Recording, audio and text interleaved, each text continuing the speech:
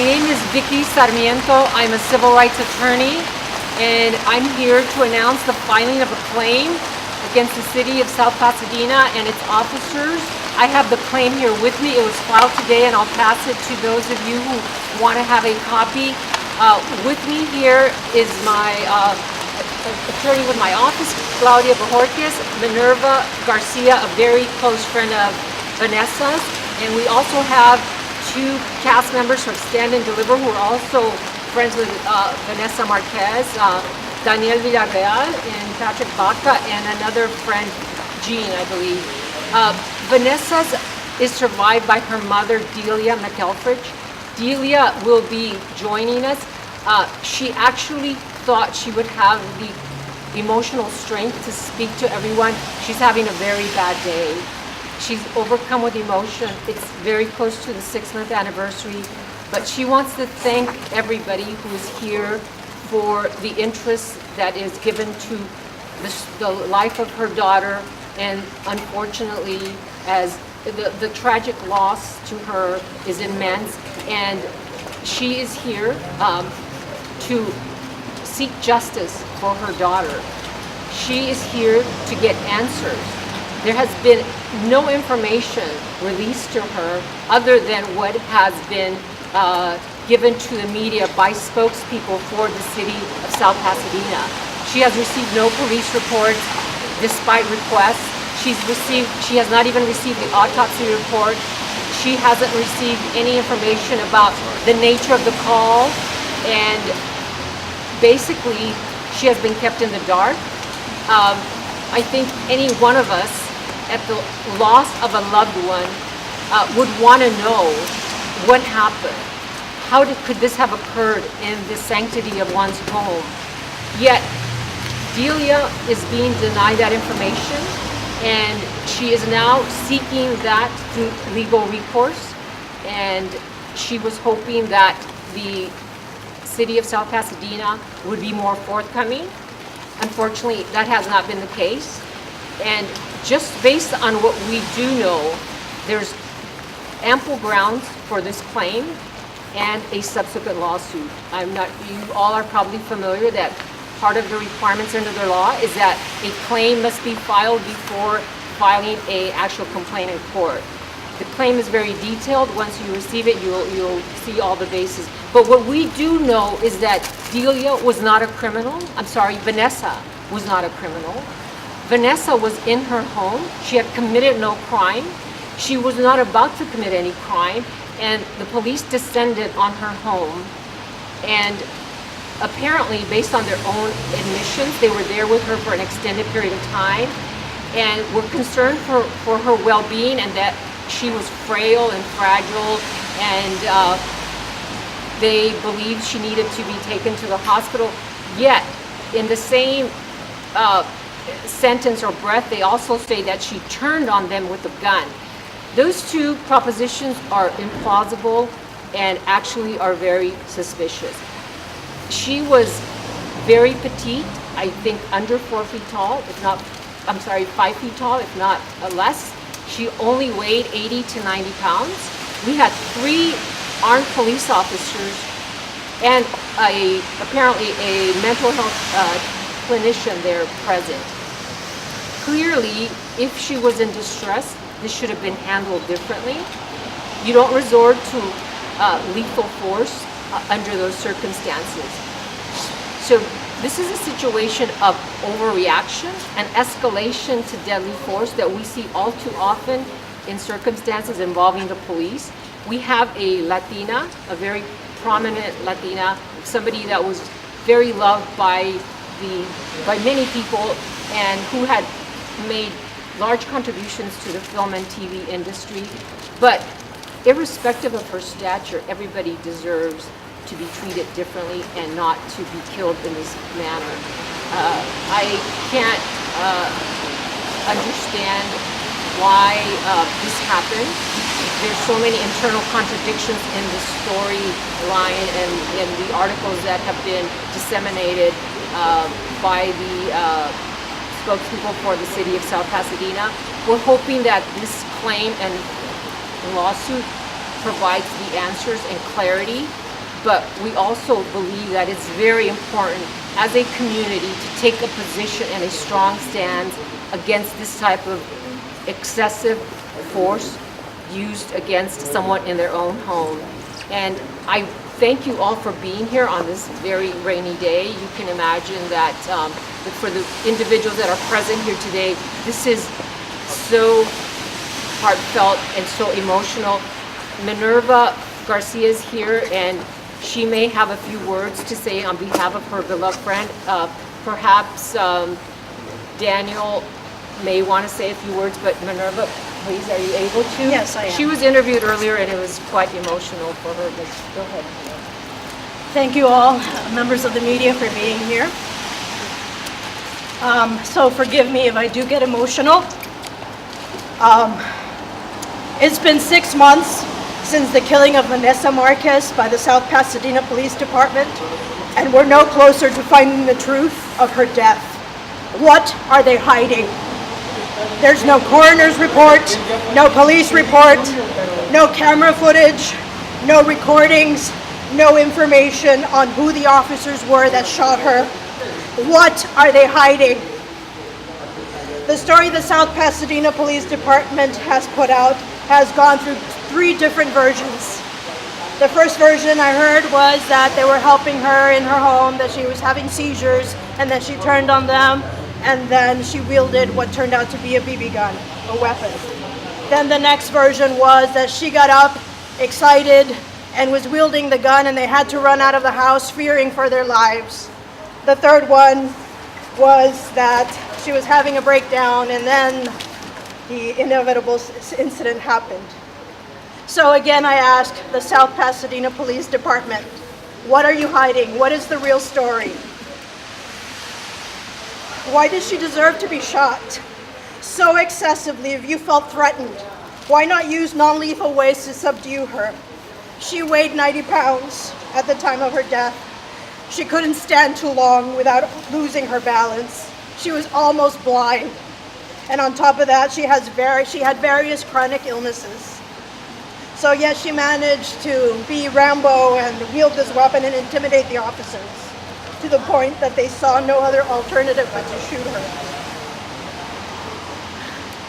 Vanessa had fallen on hard times and teetered on the verge of homelessness. Her landlord seemed eager in trying to find any excuse to evict her. He raised the rent so much she was struggling to afford it. Vanessa would sometimes go without eating just so she wouldn't be on the streets. Vanessa was a loving, decent human being. She needed services. She needed help, not to be shot to death and discarded as if her life didn't matter. I want those who didn't know her,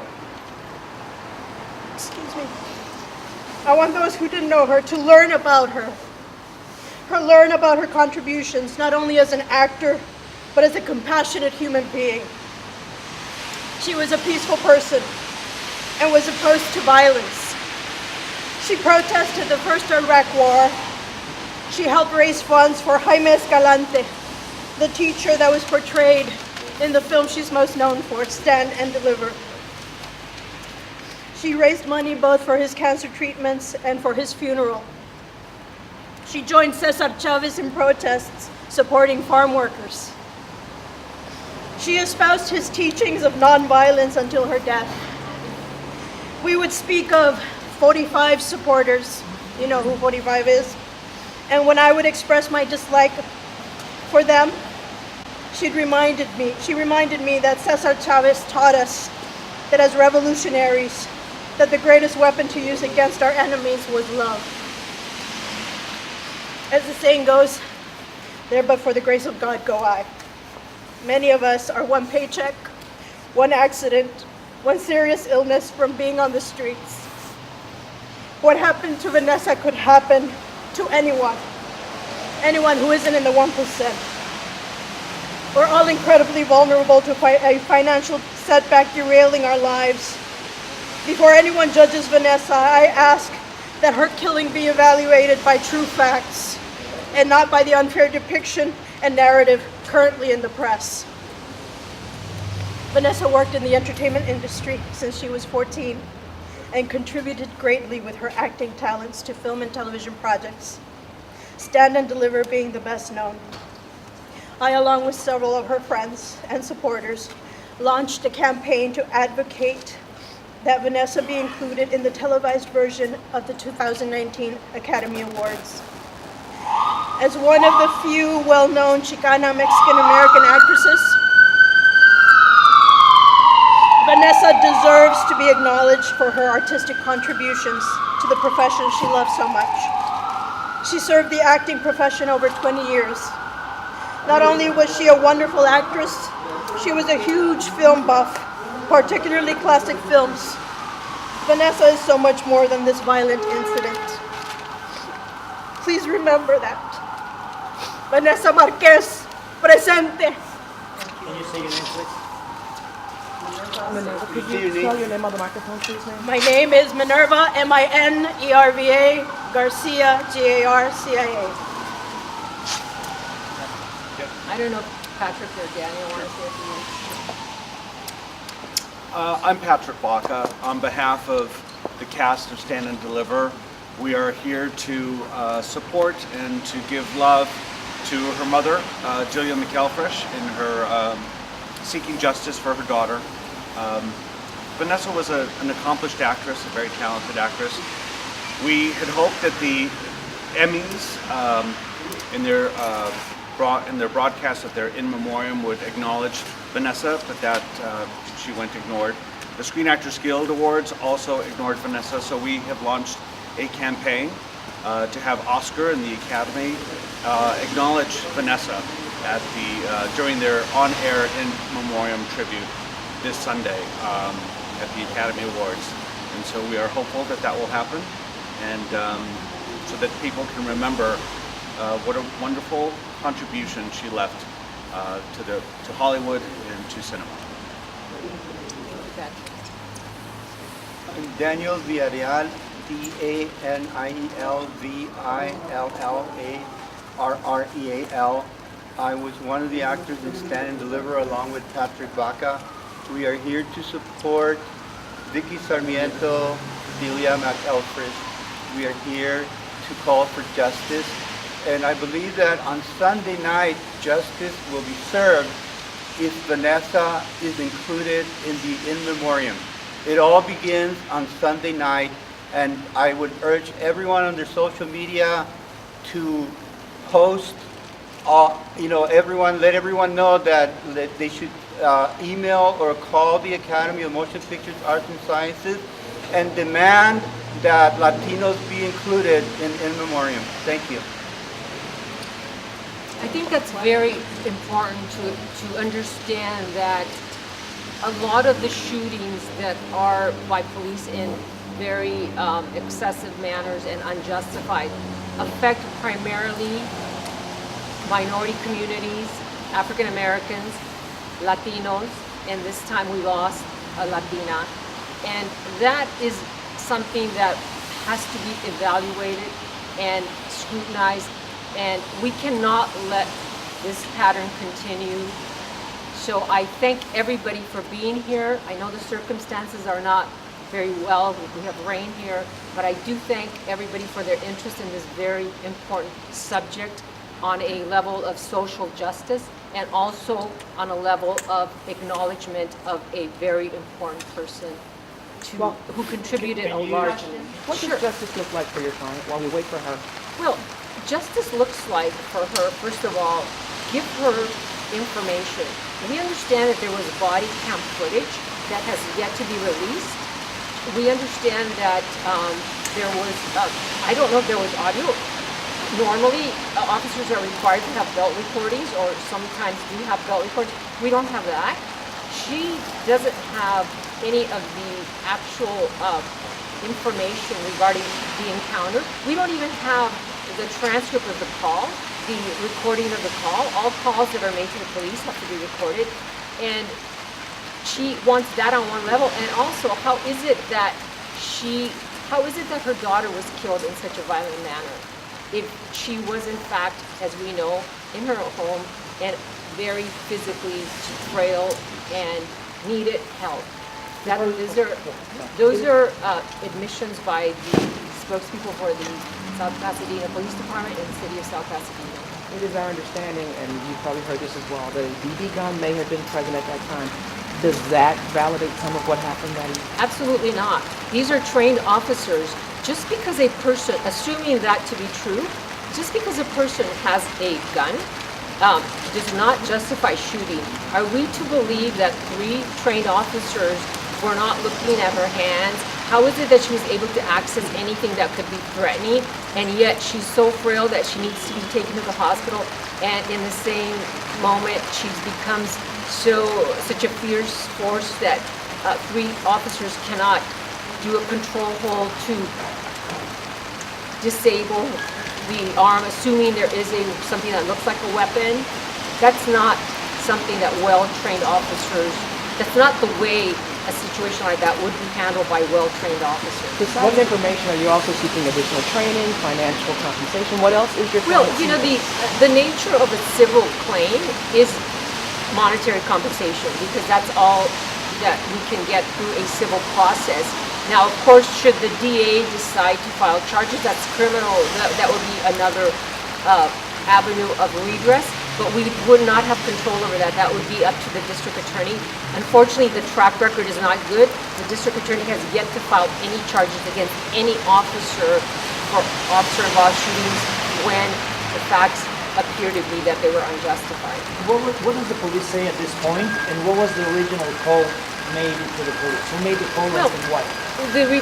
And this is just based on newspaper articles that apparently the landlord made a call and for a welfare check. That's according to what's in documented newspaper articles and quotes attributed to the spokespeople for the city, and that they were doing a welfare check to check on her well-being, and that according to their Do we know why? accounting. No, actually, we don't. That again, as I said earlier, it would be good for us to have a transcript of the call, at least the nature of the call. Delia, Vanessa's mom, has not been given that. That information has not been disclosed. Still on her way? Excuse me? She's still on her way? She's actually here, and but she is really not in a position to speak. We met before coming here, and she said she wanted to be present. We would But welcome whenever she cares to share. I think at a future time, I will, get everybody's contact. Say something without any questions? We won't ask anything? Just her statement, Just a whatever's statement. on her heart No, right now, we would welcome that. I promised that she would not be subjected to that because she wanted to and she really thought she could, but it has been an extremely emotionally difficult day for beyond what I think she anticipated, but she does extend her gratitude for everybody's presence here, and she is physically here and is aware of everybody who has taken interest in this story and thanks you from the bottom of her heart. Will Can any we of at you least be see her? addressing the city council tonight and asking some of these questions? I think Minerva will be addressing, I don't know if Danielle will be addressing, yes. And will her mother also be council chambers, do you know? I'm gonna check on her well-being right now. My other question is, because many people who have attempted to get public records in the Public Records Act, I understand the city council has come back and wanted to charge them for that request to use software, etc. Now, my question to you is, if you haven't had access to the information that's needed, the coroner's report, etc., then how do you know that she was shot multiple times? I've heard as many as 18 or 19 Well, times. there's been some of the neighbors who were interviewed. We don't know the number of times. They heard multiple shots. We know there were multiple bullet impacts within the premises, and I will leave it at that. We know it was not a single shot though. And by their own admission in their reporting, they said it was, they didn't commit to a number of shots, but it was not one single And by shot. multiple officers as well? That, based on the information we have, We believe it was 2 officers, but it could have been 3. Say something in Spanish.